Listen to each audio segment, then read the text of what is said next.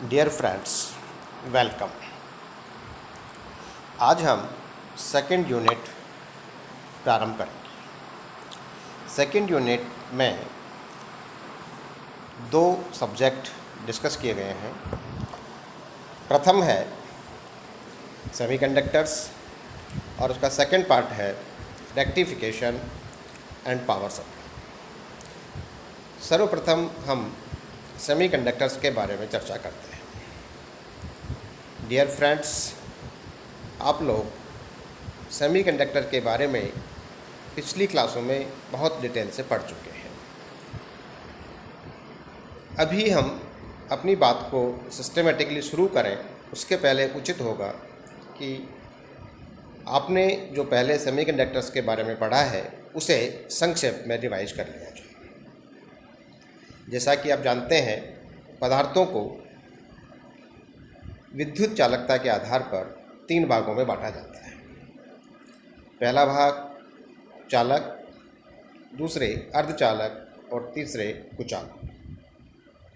आप जानते हैं, चालक वे पदार्थ होते हैं जिनकी चालकता बहुत अधिक होती है, जबकि कुचालक वे पदार्थ होते हैं जिनकी चालकता लगभग नगण्य या ऐसे कहें बहुत कम होती है।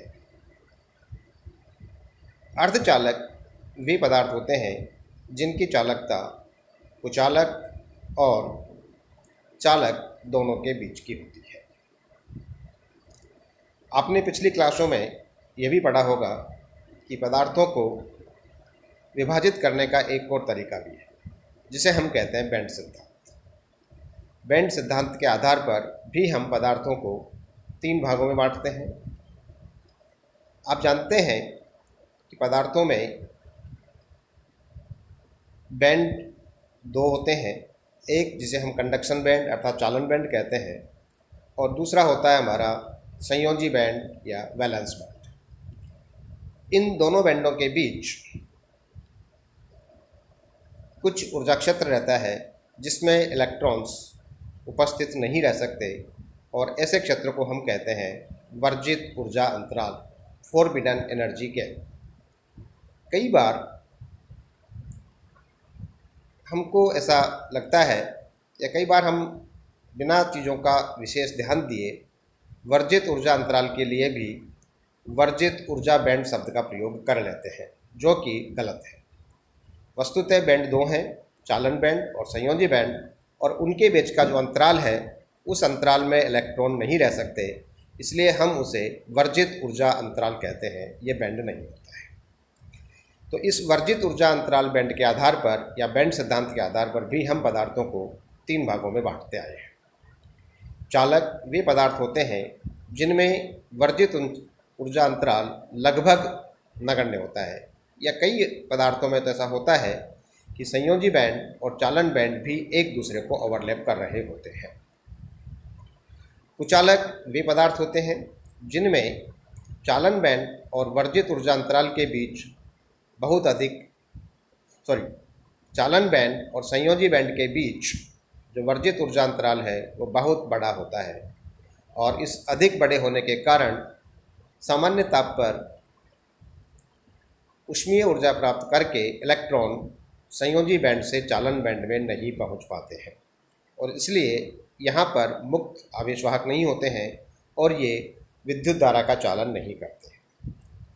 अर्धचालक वे पदार्थ होते हैं जिनमें वर्जित ऊर्जा अंतराल होता है, लेकिन उसका मान इतना कम होता है जो लगभग 1 इलेक्ट्रॉन वोल्ट कोटि का, जिससे सामान्य ताप पर या कुछ ताप पर इलेक्ट्रॉन संयोजी बंधों को तोड़कर कुछ इलेक्ट्रॉन चालन बैंड में पहुंच जाते हैं और विद्युत धारा का चालन करते हैं।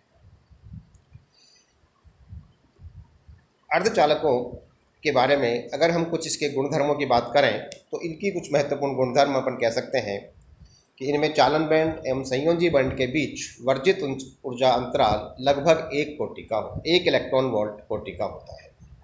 नंबर 2, ये 0 केल्विन पर कुचालकों की तरह व्यवहार करते हैं।